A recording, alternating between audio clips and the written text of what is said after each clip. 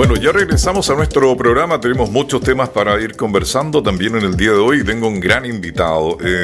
Está con nosotros Miguel Romero, académico de la Universidad del Biobío, dirigiendo hoy día un diplomado también muy importante. Y además tiene algo que se llama, un título también como es Doctor en Computación. Entonces la pregunta es, antes ya de ir con nuestra invitada que se va a integrar luego en nuestro programa, saludar a Miguel, darle la bienvenida y que nos explique este tema, Miguel, de cuando uno habla de doctor en computación. ¿Es lo mismo? ¿Quiero arreglar algo? Bueno, muchas gracias por la invitación a la radio, estoy feliz de estar acá. Es bien curioso. Cuando yo obtuve el doctorado, mi hija era muy pequeña, tenía como 5 años, mi hija menor, y ella escuchó por ahí que yo era doctor en computación. Y cuando le preguntaban en el colegio, ¿y qué hace tu papá?, ella respondía, mi papá es doctor de computadores. Ya. Entonces a mí me causaba mucha gracia porque en ese tiempo mi hija veía un programa que algunos papás se acordarán, que era la doctora Juguete, que era una niña que se vestía de doctora y arreglaba juguetes que estaban ahí, le faltaba un ojo, les cosía un botón, etc. Ya. Entonces yo me imaginaba que mi hija veía esto del ser doctor en computación como eso, alguien que arregla computadores. Y eso es como una primera aproximación, porque las personas en general entiende la computación desde lo tangible, ¿no? Que es el hardware. El hardware es la parte tangible en la que vemos, pero existe otra parte que es la que hace que el hardware funcione, que es el software, los programas. Y esos programas es el objeto de estudio del científico que estudia la ciencia de la computación. Estamos hablando de la ciencia de la computación. Claro, pero que no es ciencia del computador, sino de la computación. Y la computación tiene que ver con cómputo, con cálculo, con transformar datos en información útil para la toma de decisiones. Información que tiene que ser oportuna, de calidad, segura. Qué importante lo que tú dices, ¿no? Para incorporar también a nuestra próxima invitada al panel, vamos a saludar también a Lucía Ponce, que es gerente también de administración de Sermaluc. Aquí está Lucía, qué gusto de saludarte, Lucía. Muchas gracias por acompañarnos, ¿no? Sí, ¿me escuchan bien? Perfecto, te escuchamos muy bien. Bueno, súper. Oye, estábamos recién conversando con Miguel acá en el programa y hacíamos esta diferencia, ¿no? Entre lo que significa cuando habla del computador, del hardware, de lo duro. Él, como doctor en computación, también me decía que su hija le decía que se iba a reparar los computadores, pero ahora estamos hablando de la ciencia de la computación. Y cómo también nos enlazamos con eso para preguntarte un poco, ustedes están trabajando en el desarrollo detrás del hardware hacia lo que significa también vivir en esta comunidad que nos decimos conectados, no sé si es el término correcto. ¿Cómo está trabajando un poco hoy día tu empresa, Sermaluc, a quien le damos la bienvenida a nuestro programa oficialmente? Muchas gracias también por ser parte de nuestro equipo. Bueno, Sermaluc lleva bastante tiempo trabajando detrás de esto que tú dices, así que, bueno, llevamos 30 años desarrollando software a medida para la banca, hemos visto toda la transformación digital del sistema financiero, por ende, hemos visto muchas transformaciones, ahora se habla mucho de inteligencia artificial, hay muchas temáticas que se están muy de moda, pero la verdad es que nosotros somos bien expertos en el tema de desarrollo. Oye, interesante también, Miguel, de esta perspectiva, ¿no? Porque el desarrollo, ¿cómo va asociado? Hoy día se trabaja solo, se trabaja solo en una cápsula, se trabaja solo en un equipo, porque aquí vemos empresas especializadas. Yo no sé si voy a encontrar algún día a Lucía en Chile o en Perú, porque sé que viaja constantemente. Entonces, ¿cómo viaja esta información? La universidad, la alianza con empresas también que se van especializando en distintas áreas específicas. Mira, es fundamental para nosotros contar con alianzas estratégicas y con las empresas, y esto es una relación bidireccional, porque la empresa también es fundamental, esta relación con la universidad, porque la empresa requiere tener profesionales que sean altamente cualificados en un área de estudio, y en este caso en ingeniería en informática, que es la carrera que nosotros damos, la ingeniería civil en informática.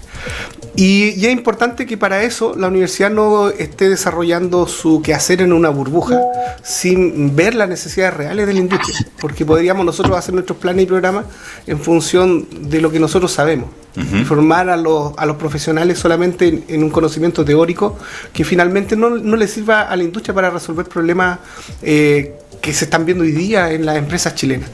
Y entonces esta relación nos permite dialogar en función de los problemas actuales que tiene la industria chilena y formar profesionales en esa línea. Por ejemplo, lo de inteligencia artificial, que está muy potente hoy en día. Ok, y en este aspecto, Lucía, te pregunto, ¿no? ¿Cómo es la percepción? De repente uno ve la universidad como formadora, y lo decía Miguel también, pero ¿cómo es el vínculo que está haciendo hoy día Sermaluk desde la perspectiva de mirar a la empresa, decirte, hoy día Chile está requiriendo de estos profesionales, y no solo Chile, porque ya el mundo de la ciencia, de la computación, es algo sin fronteras? Entonces, yo tengo una pregunta, ese link, un poco pensando en esto. Ustedes llevan varios años ya trabajando como una alianza estratégica, y uno dice, oye, hoy día veo a los alumnos que revisan, dice, voy a entrar a la universidad, voy a ingresar a un área determinada, ¿no es cierto? Pero, ¿cuál es mi empleabilidad? ¿Qué está pidiendo la empresa? ¿Qué me está exigiendo? Claro. Mira, bueno, ahí contarte un poquito en resumen cómo nació este vínculo, porque es bien bonito. O sea, primero nació de algo muy natural que se dio por temas de prácticas profesionales, que los estudiantes postulaban de manera orgánica, no había ni un vínculo, no había ni un convenio. Y ya después nos dimos cuenta que efectivamente el talento de la región del Biobío era súper bueno, específicamente en esta universidad, y ya eso partió en 2018, luego en 2022 se formalizó. Y ahí comenzamos a trabajar en un montón de frentes y nos dimos cuenta que, bueno, también entre medio estuvo la pandemia, entonces creo que la pandemia abrió a que las fronteras no existieran y que Santiago no estuviese tan centralizado en cuanto a talento, y le dio la oportunidad a regiones de poder mostrar su talento. Y así es como nosotros comenzamos a trabajar con la universidad, comenzamos a tener estas prácticas, como te digo, y además teníamos el tema de que estábamos formando a los chicos. Ya finalmente lo que nosotros queríamos era traer un poco de la experiencia laboral a las aulas y que los chicos pusieran en la práctica todo su conocimiento, porque al final la universidad te da todas las herramientas, pero nosotros necesitamos, cuando salimos de la universidad, yo digo, ya salí hace ya bastante tiempo, pero cuando salimos nos encontramos que el mundo es muy diferente. ¿Y cómo llevamos esto a la práctica? Entonces nosotros creo que con este vínculo hemos podido acercar a esta realidad a los chicos. Oye, aquí le pregunto a los dos, un poco también a Miguel y por supuesto a Lucía, ¿esto significa también, Miguel, porque yo te quiero invitar a un próximo programa para hablar de desarrollo, lo que ustedes están haciendo, de lo que se investiga, porque me queda, yo creo que merecemos también, porque la pregunta es, estos desafíos, cuando tú te vinculas con los alumnos que ya están en formación, con los que van a entrar y dicen, mira, estamos asociados con empresas, porque la asociatividad hoy día es muy importante, el hecho de no quedarse pegado en su región o querer salir adelante, ¿cómo lo perciben tanto no solo los alumnos, sino que también los académicos? Porque este es un desafío. O sea, yo puedo vivir en mi burbuja, pero hoy día cuando salgo me tengo que encontrar con una realidad que es distinta. Y Lucía nos decía, nosotros vinculamos, generamos, desafiamos. Ya vamos a hablar de esos desafíos, Lucía, que ustedes están provocando para hacer también, voy a decirlo, un poquito más lúdico el aprendizaje, ¿no? Claro, efectivamente, para nosotros que estamos en la academia, nosotros como académicos, y más alguien que está ligado a la investigación, un medio externo muchas veces principalmente pasa por artículos científicos, estar al día con las últimas técnicas, y quizás nosotros nos adelantamos un poco, quizás 10 años, a la tecnología que todavía en Chile no llega, y estamos pensando quizás en la computación cuántica, desarrollando algoritmos. Entonces el vínculo con empresa para nosotros es fundamental, porque nos aterriza a una realidad que a veces estamos desconectados, que es la necesidad local. Y que a veces hay tecnología que se puede transferir, que ya está investigada, madura, pero que se puede hacer innovación, porque en Chile todavía no se aplica y no se ha transformado en un producto. Porque hay un vacío que se necesita de empresas. Porque la academia desarrolla ciencia, hace investigación y desarrollo, pero llega un pequeño prototipo que no es funcional, no es aplicable en un negocio, en una empresa. Y esa innovación la tiene que hacer una empresa, porque la empresa tiene la expertise de transformar este conocimiento en producto. Mira. Y ahí la universidad no tiene las capacidades, pero sí la empresa. Entonces, por eso el vínculo es fundamental. Oye, aquí quiero preguntarle también a Lucía Ponce, ella es gerente de administración también de Sermaluk. El otro día tuve el gusto de conocerle, le voy a comentar esta infidencia, aparte del equipo de Sermaluk. Oye, es un equipo tremendo, y súper activo, que está trabajando con ellos. Y ellos plantean varios elementos, hablaban un poco del rol, hablaban de los perfiles, del trabajo colaborativo, del beneficio también directo con los alumnos. Así que que hice la tarea, Lucía, ¿no? Porque muy bien. estaba preparado Esta por es la eso. información que te pasé. Pero preguntarte a ti, ¿cómo se hace este vínculo que planteaba recién Miguel? ¿Cómo se trae al alumno? ¿Cómo se le involucra para que desarrolle sus capacidades, para que también vea el mundo y además en términos cuantitativos y cualitativos? Claro. Mira, bueno, y ahí ya les conté un poquito cómo nació la historia de este vínculo, pero yo creo que como lo más importante que se nació acá fue el tema de las prácticas. Y no es solamente que los estudiantes hagan la práctica, sino que nosotros también hacemos todo un programa para que ellos se desarrollen en su práctica. O sea, primero les entregamos un proyecto real que puedan desenvolverse y que luego les sirva para su experiencia laboral. Entonces, eso nos ha permitido que tengan una buena experiencia y también nos ha permitido que nos premien porque los chicos nos evalúan. Hemos estado dos años consecutivos premiados como una de las empresas buenas para hacer las prácticas en Chile, así que ha funcionado, no porque nosotros los hemos obligado a evaluarnos bien, sino porque efectivamente ellos se llevan una buena experiencia. Por otro lado, que también lo mencionaste, fue el tema del desafío. Una vez al año, bueno, por decir sí o sí que lo hacemos, hay una visita a la universidad en donde está el tema del Sermalux Day. Y en ese momento, bueno, se trabajan con los académicos, vemos qué desafíos en la región en los que nosotros como empresa de tecnología podemos aportar, como también hacemos charlas a los alumnos y además está el desafío, que es donde planteamos una temática que está como en relación con el seminario. Por ejemplo, el año pasado fue temas de ciberseguridad, y eso llevamos a la práctica a que ellos lleven todos sus conocimientos y todo finalmente su creatividad para desenvolver este desafío. Entonces, tenemos como un trabajo conjunto, que no es solamente una práctica, sino que hay un vínculo en donde nosotros relacionamos en varios frentes a los chicos y los desafiamos también. Oye, que bien, mira, a todo esto, hablando de desafío, está el desafío AETERA, no sé si es el nombre correcto, ¿no? Porque está la inscripción abierta y vence en el día 21, como parte del compromiso con el talento joven. Sermalux se suma como organizador del desafío AETERA, concurso binacional de innovación Chile-Perú, que invita a los estudiantes de pregrado entre los 18 y los 30 años a proponer soluciones de inteligencia artificial responsable. Esa es la pausa, dice responsable.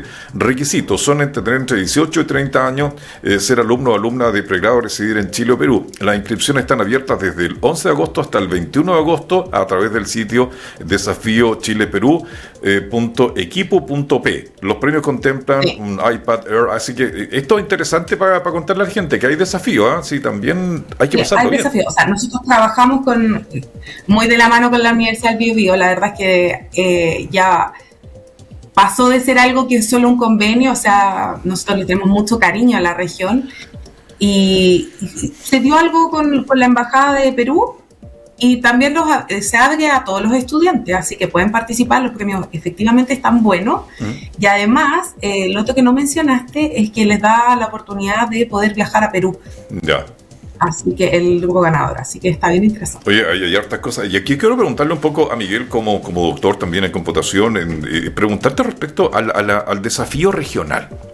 ¿Por qué es importante para la universidad? ¿Por qué es importante que los jóvenes que van a una universidad del Estado también preguntarle qué se investiga, qué se hace, cuál es el sello, en este caso, que tiene como universidad? Porque ustedes cumplen un rol sumamente relevante. Hoy día estamos con tasas de desempleo altísimas. ¿Cómo se contribuye también desde la investigación al desarrollo, a darle un sello regional también a nuestro trabajo?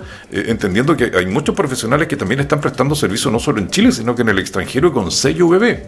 Claro, efectivamente. Y bueno, se me vienen varias ideas a la cabeza, pero quería destacar lo siguiente, que Chillán, cuna de héroes y artistas, ¿no? Chillán tiene una cultura, una calidad de su gente que es muy rica, y eso es lo que conversaba hace un rato nuestra amiga desde Santiago, de que ellos vieron algo especial, porque la gente acá tiene una calidez humana, una manera de desarrollarse que es muy buena. Y además de eso, acá nosotros tenemos algunos como que se llaman desafíos locales. Yendo a tu pregunta, por ejemplo, lo que es la agroindustria. Y cuando tú tienes un profesional que es capacitado, puede desarrollar soluciones que van más allá de lo que puedes encontrar. Por ejemplo, nuestros estudiantes de pregrado han hecho un par de tesis que son bien interesantes con inteligencia artificial.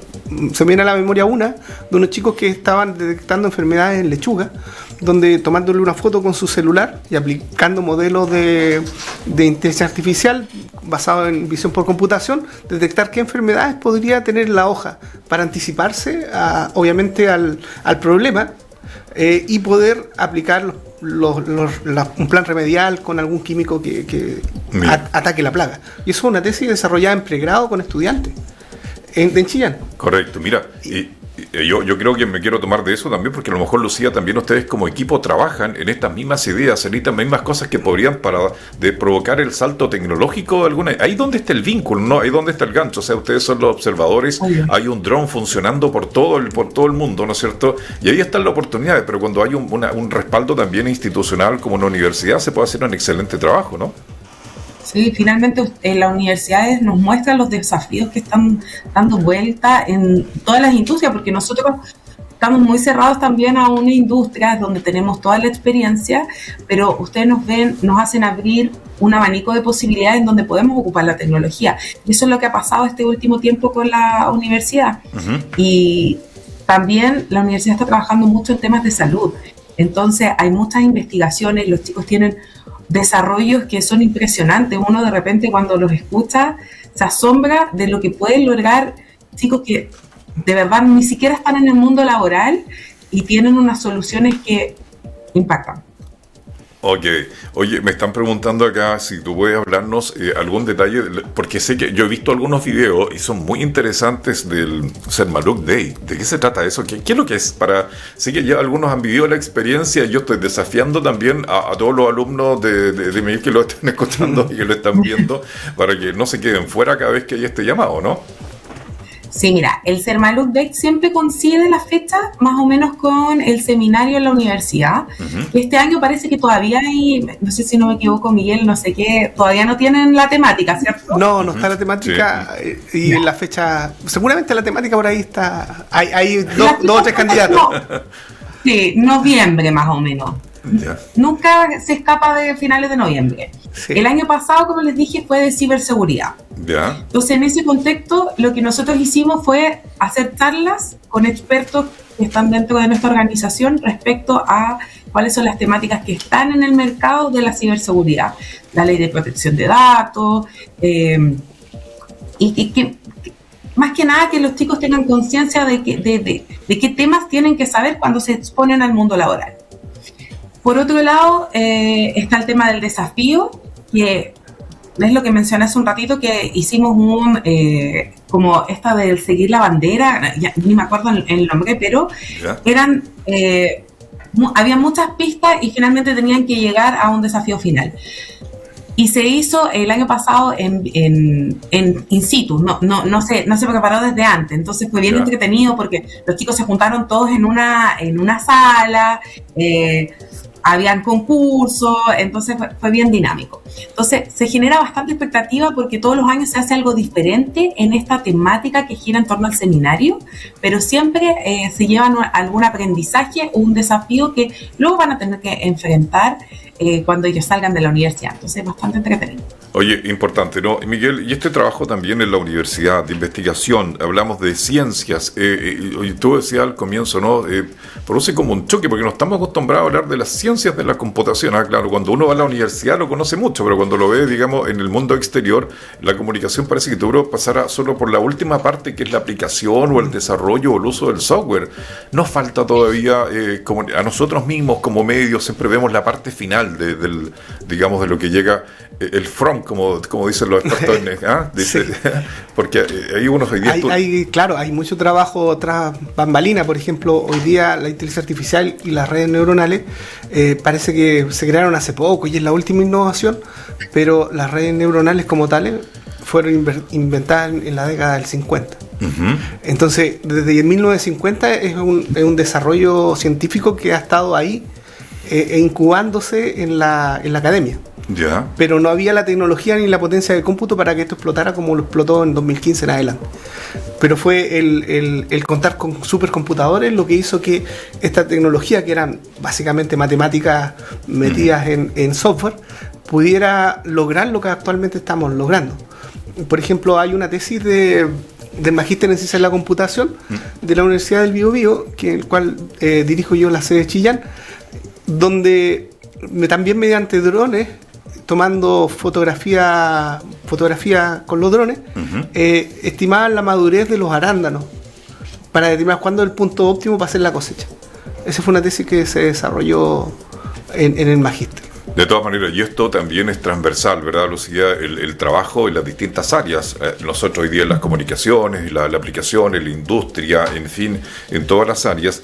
Y yo te pregunto, Lucía, es importante, desde mi perspectiva, y así, aquí lo planteamos, ¿no?, que estos programas se desarrollen con larga data, porque esto es un proceso de aprendizaje también. No tiene que ser exclusivamente el evento sino que tiene que ser algo permanente, de apoyo sostenible también de las instituciones, sobre todo de las universidades, que son los formadores, que esa gente luego va a formar empresas, va a desarrollar soluciones para otros. Entonces, lo que te quiero preguntar ya en la parte final de esta entrevista, ¿qué significa la sostenibilidad en el tiempo desde tu mirada profesional?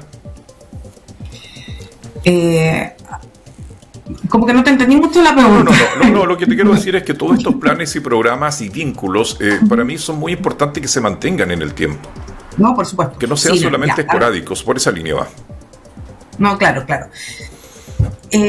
porque efectivamente no es hacer finalmente como ir a la región, hacer una charla, hacer algo específico, sino que es un trabajo que lleva años. O sea, nosotros llevamos un montón de tiempo ya generando este vínculo y por eso mismo ha tenido tanto éxito. Por eso los chicos se inscriben en las prácticas profesionales con nosotros, se inscriben en los desafíos y tienen toda la disposición de seguir trabajando porque ven que nosotros como empresa tenemos este vínculo y los acercamos al mundo laboral real. Entonces, siento que para ellos eso es muy importante. Y lo otro es que finalmente también esta mirada de que ellos puedan desarrollar otras habilidades, porque finalmente la universidad te da el conocimiento técnico. Entonces, la mirada de la empresa también es como darte otras herramientas que uno va desarrollando en el mundo laboral y que son igual de importantes, como por ejemplo las habilidades blandas, el desarrollar equipos, trabajar con otras personas, que de repente estas carreras que son muy técnicas son muy solitarias, son ellos y su computador. Entonces creo que este vínculo también ha permitido que nosotros ayudemos a los chicos a desarrollar estas habilidades que también son muy importantes cuando tenemos a la mano mucha información y muchas aplicaciones. Por ejemplo, con el tema de la inteligencia artificial, ya ellos tienen prácticamente el mundo a sus pies, pero es cómo la utilizamos y cómo nos destacamos desde otras personas utilizando todas estas herramientas que tenemos a la mano.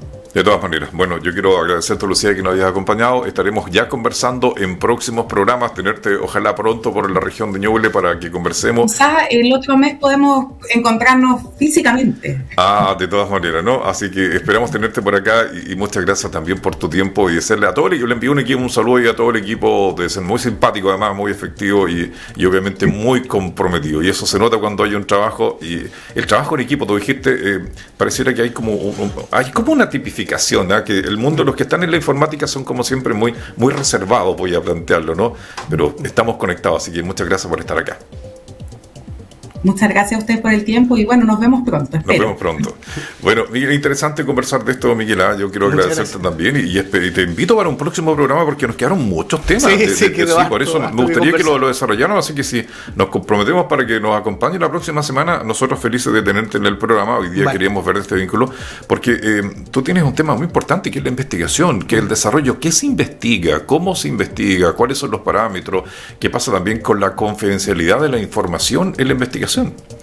Claro. Y eso nos falta. Hay varios desafíos, sí, especialmente ahora con esta ley de protección de datos que entra en vigencia en diciembre, donde hay que tener mayores recuerdos en cómo tratamos la información. Ya no es algo que tengo una base de datos, la guardo por ahí y no me hago cargo de lo que pueda pasar después. Oye, porque me queda una pregunta pendiente. Cuando se habla de investigación en ciencia, ¿dónde queda esa información? Porque muchas veces hay mucha pega en la universidad. Se quedan los papers, cómo se aplica también en los desarrollos institucionales, porque eso es un tema de investigación. Tenemos una universidad local acá, tenemos profesionales calificados, tenemos doctores en computación.